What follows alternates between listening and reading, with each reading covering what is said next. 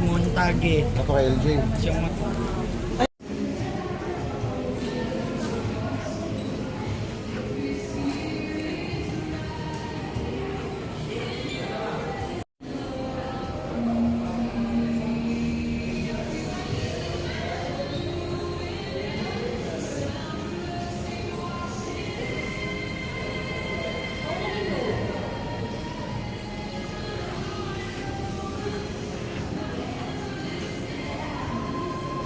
Constructed building na ito, 1979 up to 1981. Ang architect dito ay si George Ramos.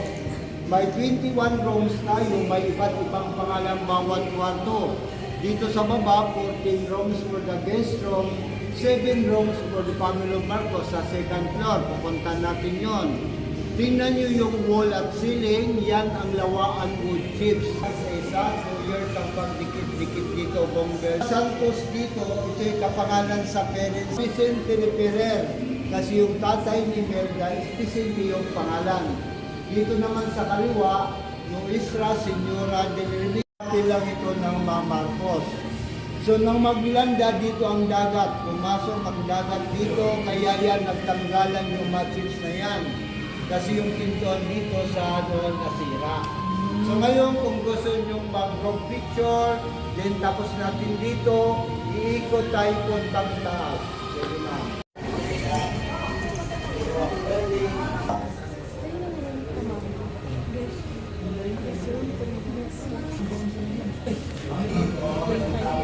Kung mayroon dito, ang picture dito, ito yung mansion nila sa Baguio.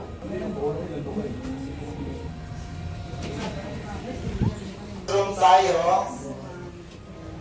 Dito naman tayo, butterfly, representing from Cebu.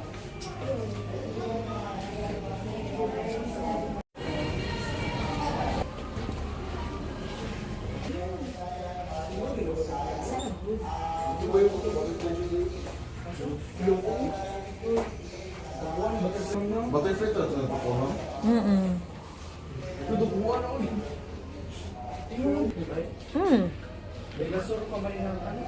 Ira. Ano talaga siya?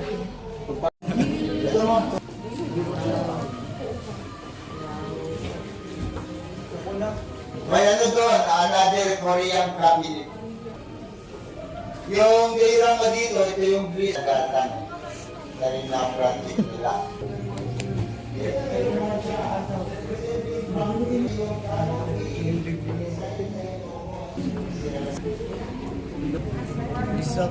Diri daw ba? So, next tayo. ako sa GC. Oh. Sit here lang.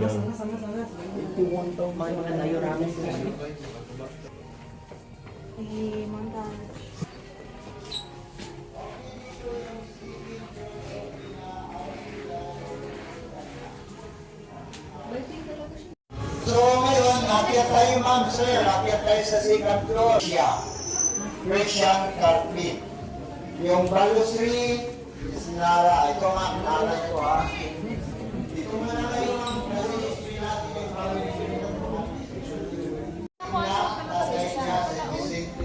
Isa-isa nilagay niyo. Pamali ni Cindy, dalawang babae, naging asawa niya. Pero nabiyudo siya. Ang unang asawa niya nasa left side, ang pangalan niya, second wife nito si Remedios, yung nanay ni Melda. Juanita Sidira, 5 yung anak niya, Conchita. Yung 5 dito sa left side, wala patay niya lahat. Kasi mas matanda yan kaysa nito. Dito naman sa right, dalawa ang patay. Yung pangalipin, dito yan ninamayan sa tupper. Okay pa yung apat, yung dalawa patay. So ngayon, proceed tayo. Dito may mga main na si Jan na Parisang Ramos, itong 20th century. Dito may original tayo na paligid dito, galing base sa Amar, dalawang wall dito. Dito na paligid. Santo Niño, dito Nara, galing Peter Pampanga. Yes. So that's the wall.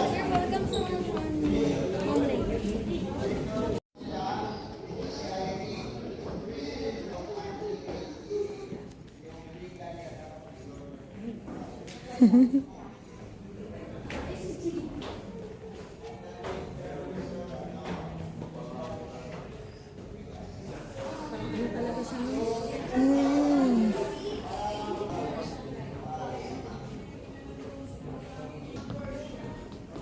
Oh yeah, like this.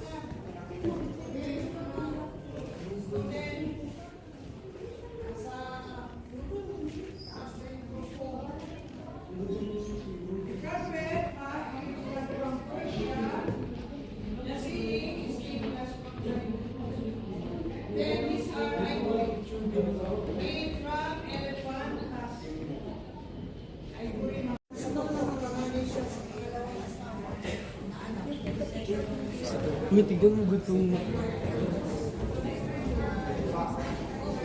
Ay pumasok sa mga kwarto ng mga parang rest house lang itong mga kasi ang ginagawa nila ng mga official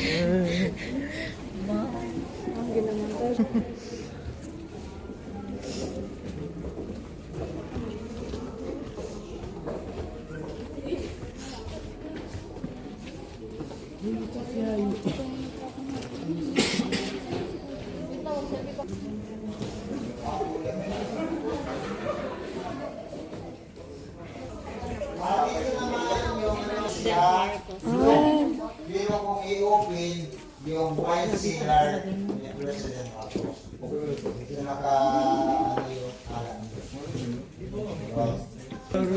Gibuksan. Lagi naman ito yan. Ito nagka-webs.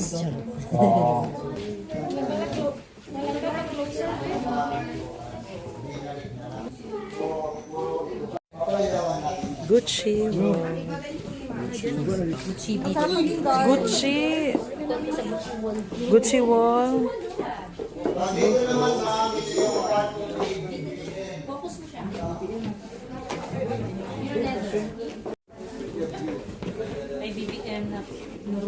Ah, kay BBM. Bata pa siya. Ito po yung bahay ni President BBM. Nung bata pa po siya, childhood days niya, dito po siya.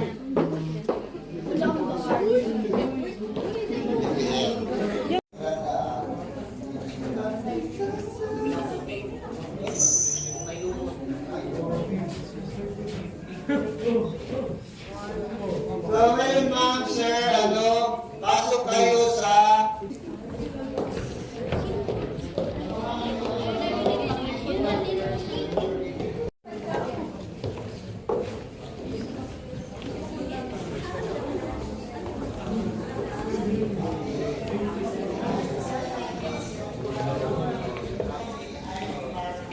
ito yung nakapag-asawa. CR lang kami, CR.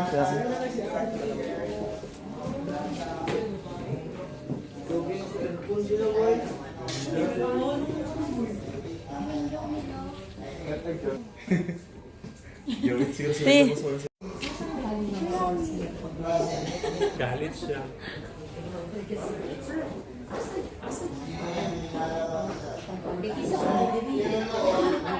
Kwan daw, ma'am.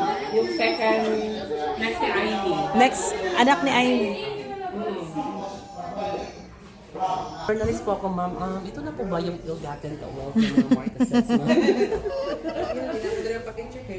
Dapat ganyan tanong natin sa kanya. Gusto mo mag... Thank you, Lord. Nakapagpasyal tayo dito.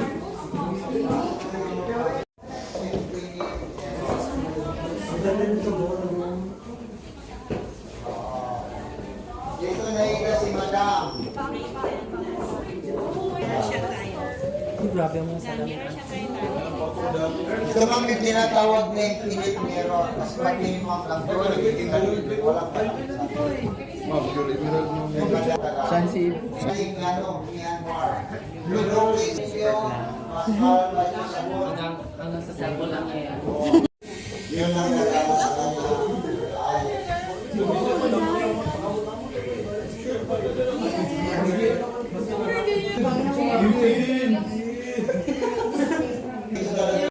So ito po yung bathroom ni Madam Imelda Marcos. Kanyang jacuzzi, kanyang closet,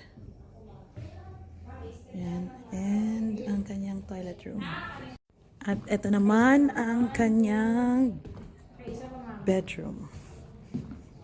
So, ang area kung saan gumagawa siya ng kanyang mga appointments.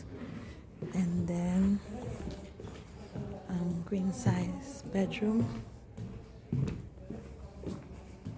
And ito naman po ang kanilang dining area kung saan 1, 2, 3, 4, 5, 6, 7, 8, 9, 10, 11, 12, 13, 14, 15, 30 seats ang pwedeng maupo. Ayan. So, living room.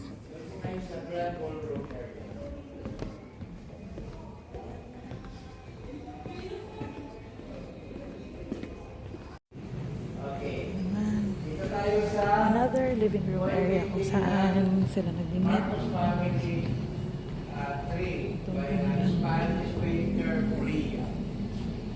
The late President Marcos Sr., si Palama. Madam Imelda Romanes Marcos, ang ganda. Ang apat na anak. Senator Amy, panganay. Sunod si President Bongo. Pakatapos si Ma'am Amy Marcos.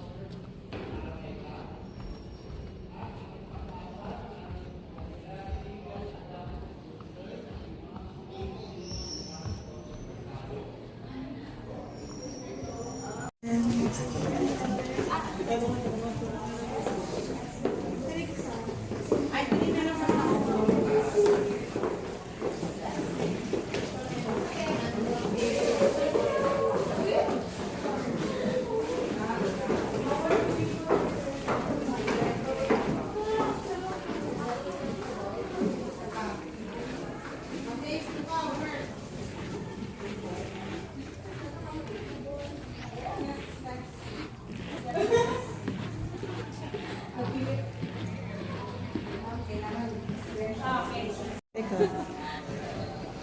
Pila yung